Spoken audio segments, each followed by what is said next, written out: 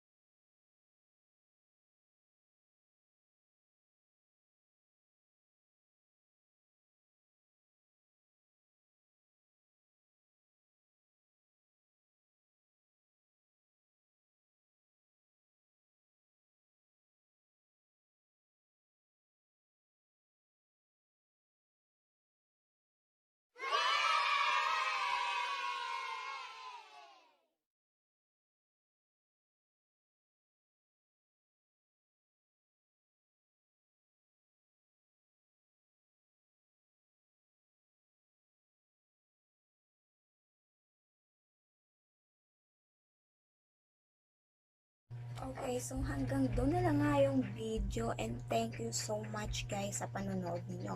At ito na nga yung aking mga sana may natutunan ka. Sana nagustuhan mo ang video to at sana hindi ko nasayang ang oras mo at sana kung hindi ka pa nakapag-subscribe, subscribe mo na siya ngayon para updated ka sa mga susunod ko pang videos.